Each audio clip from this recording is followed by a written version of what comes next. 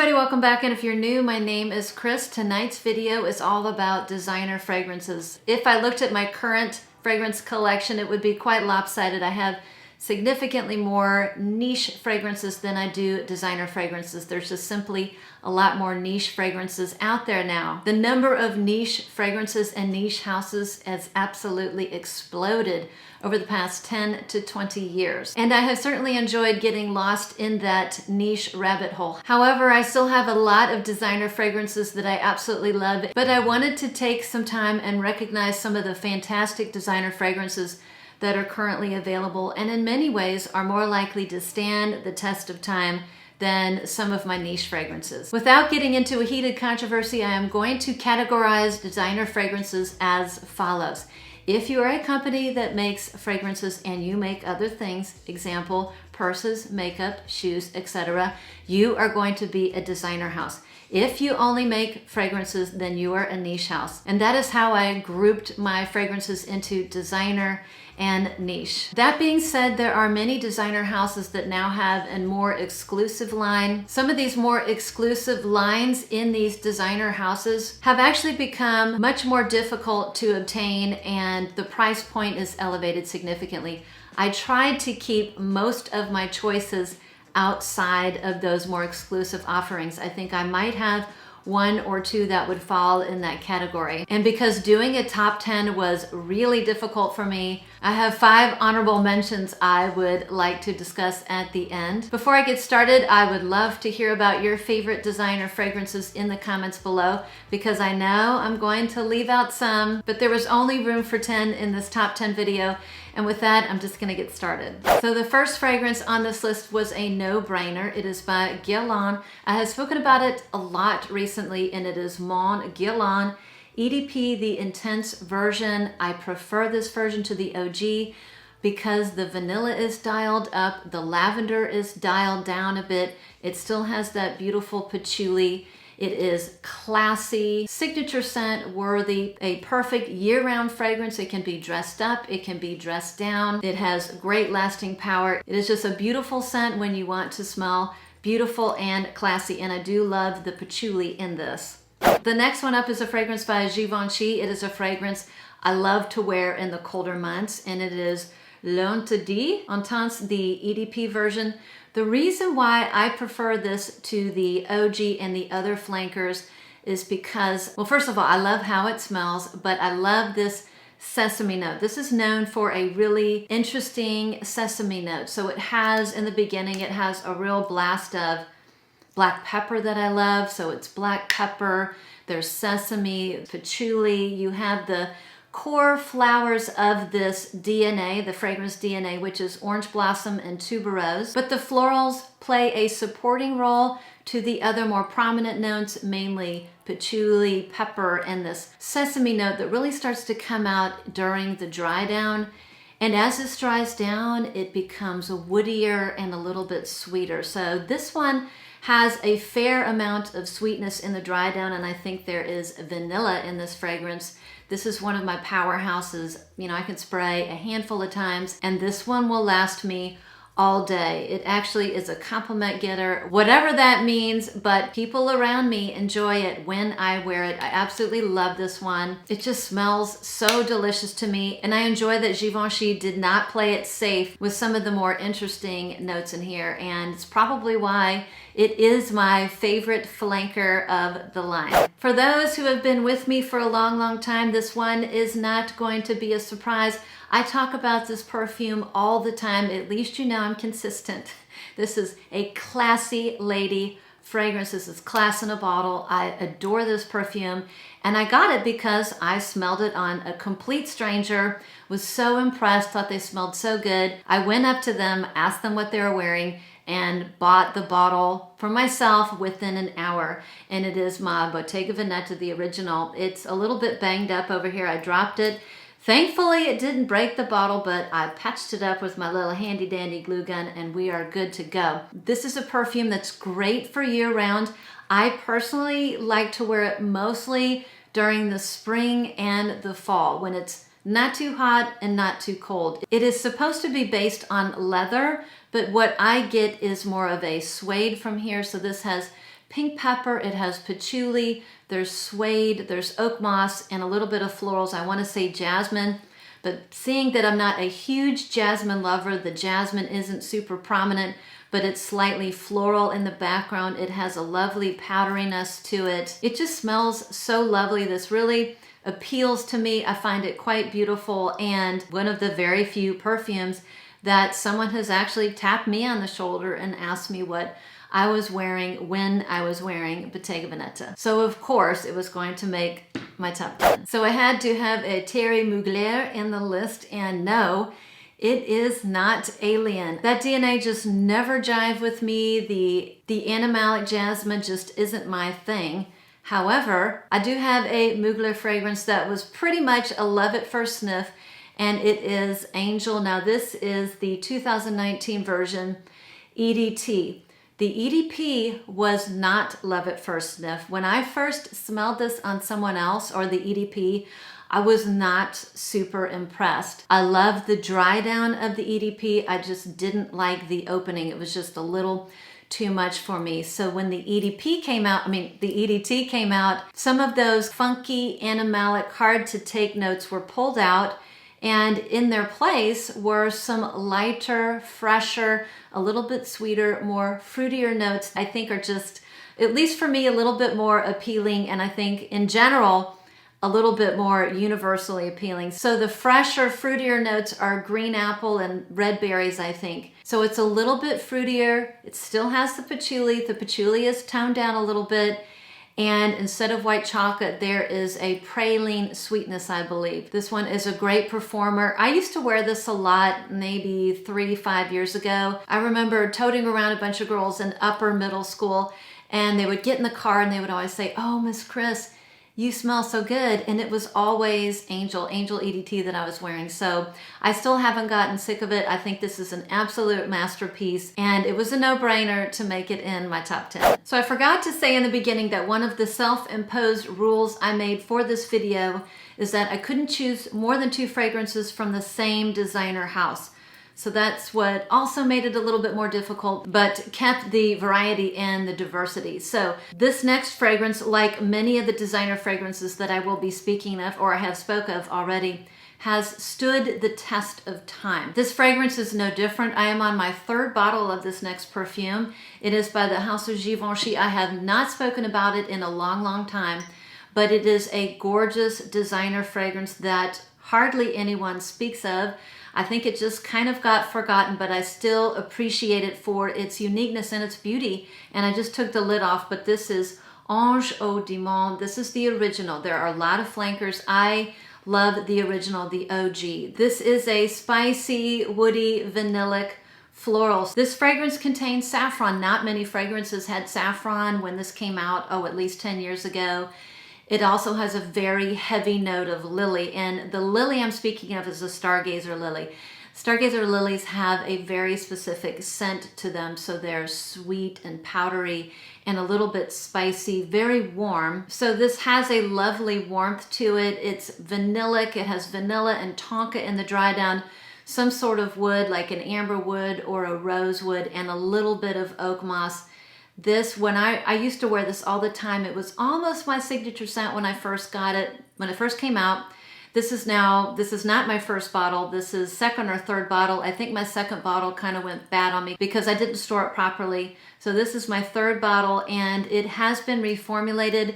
The original was a powerhouse. 12-hour powerhouse. This is not a powerhouse. It's a moderate performer, so 4 to 6 hours.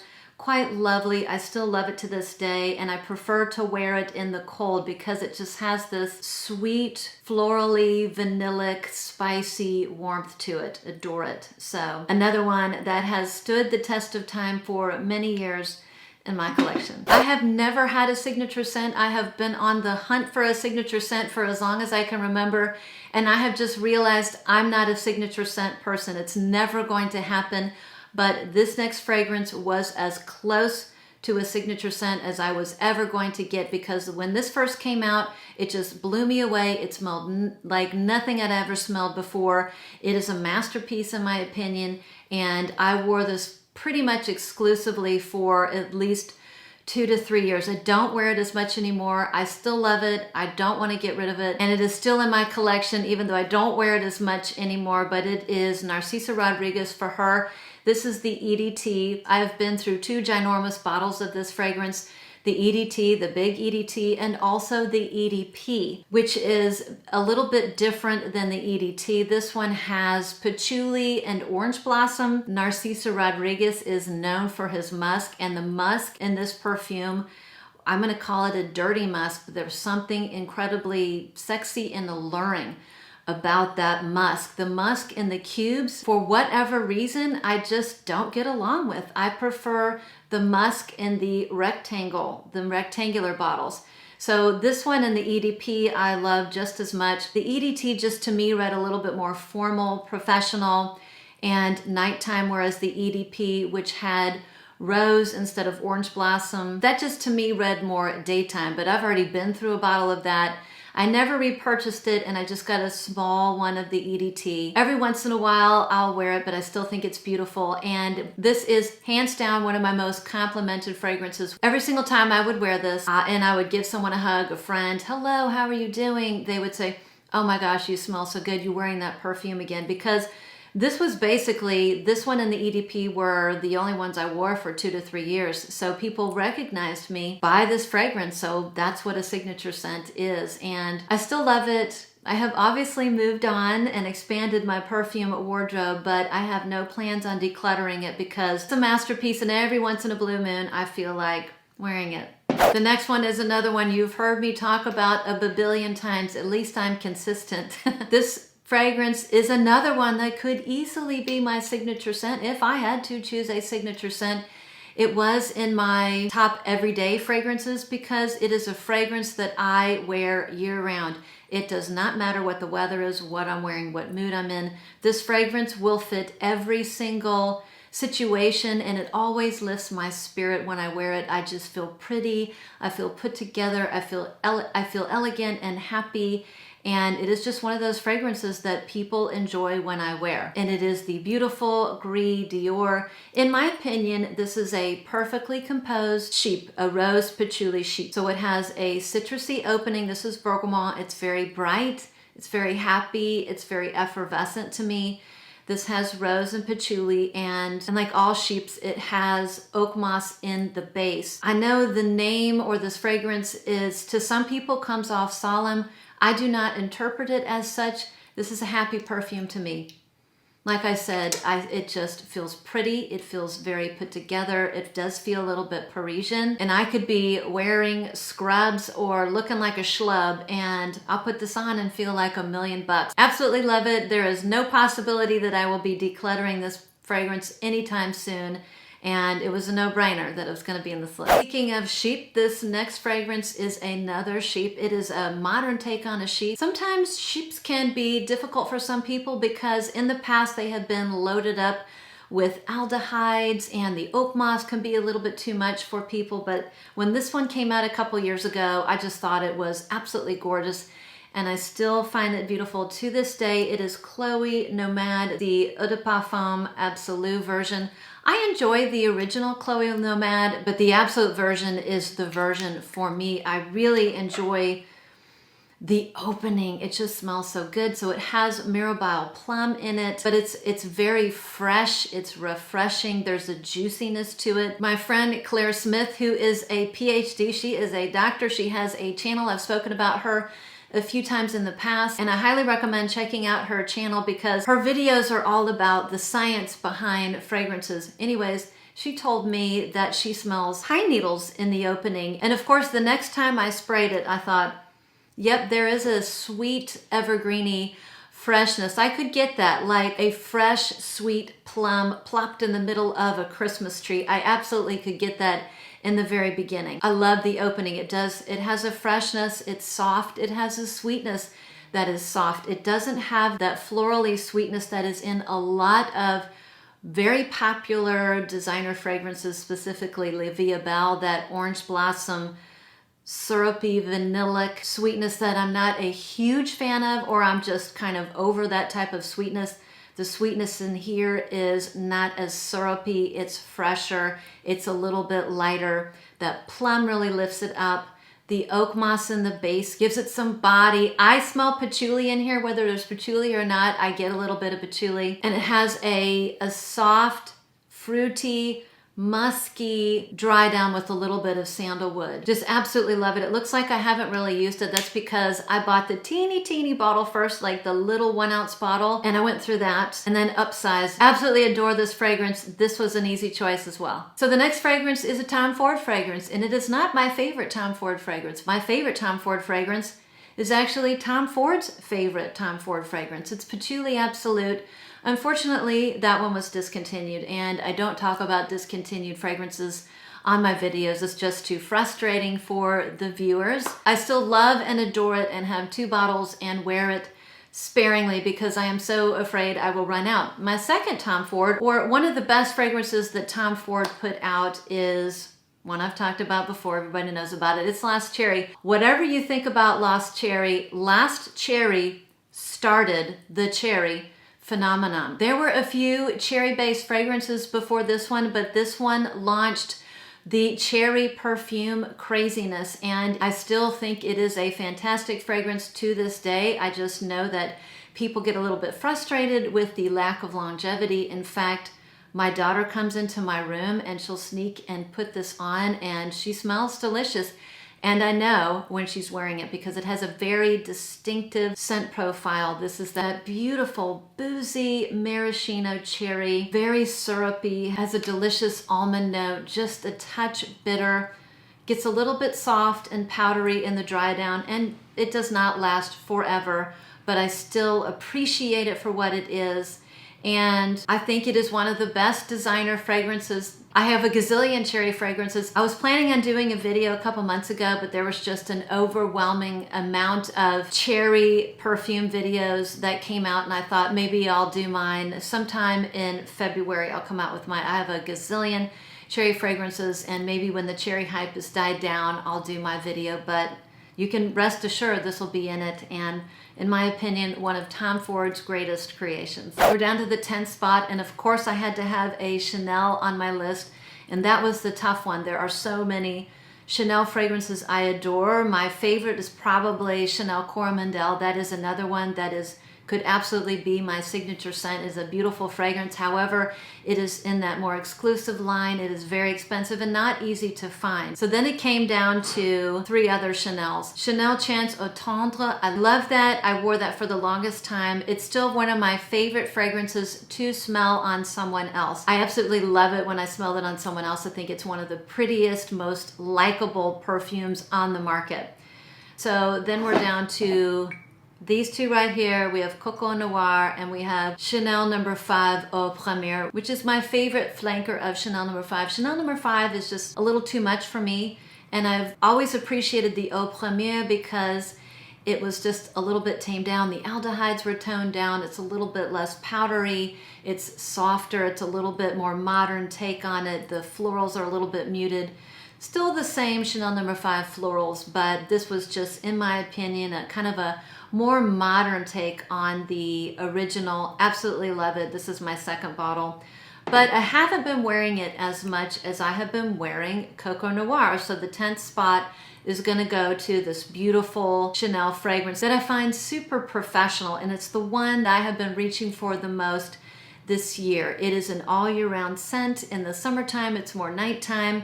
It works well in the winter. It's very professional. This just feels dressed up to me. Black leather jacket, A-line skirt, heels, stilettos, the whole shebang-a-bang. It's a spicy, soapy, floral meets patchouli. This is a strong rose patchouli fragrance, but it has some really nice spices. And I find this somewhere in between cocoa, which I have a bottle of, I just don't wear it. That's too much perfume for me right now. I need to grow into that one. And Coco Mademoiselle. So this is kind of the perfect middle ground for those two perfumes. And designer Chanel I had been reaching for the most. So those are my top 10 designer fragrances for the year 2022. I would like to go through a couple of honorable mentions. One by Yves Saint Laurent is obviously Caftan, one I've spoken about a million times in the past. A beautiful incensey, resinous, benzoin, pink pepper, tangerine, gorgeous fragrance that another one could be my signature scent, but it's in that exclusive line, more expensive and not easy to find. So the next one that I think deserves a special nod is one by Paco Rabanne, Olympia Intense. This is my favorite flanker. This is that salty vanilla ambery perfume that just reads like a delicious caramel. It just has this really nice caramel sweetness, a little bit of florals in the background. I love this. This one to me is like a delicious salted caramel, and I really like to wear this on summer nights. And so the last one that I think deserves some recognition for runner-up is the Miss Dior line. The one I chose is absolutely blooming. I think the Miss Dior line in general is beautiful, and I think right now the Absolutely Blooming is my favorite flanker to wear right now in the cold. I like Blooming Bouquet in the warmer months, but if I can get the bottle straight, there we go. Absolutely Blooming is definitely a great year-round one, but I just prefer to wear it in the colder months, and they deserve some recognition for a fantastic designer fragrance. And so that's all of them, 10 plus some runners-up. There are a lot of really good perfumes that got left off the list. But like I said, I had to keep this to a top 10 with some runners up. And if I didn't mention one of your favorites, I'd love to hear about it in the comment section below. Hey guys, thanks for stopping by. Thanks for watching, and I will see you on the next one.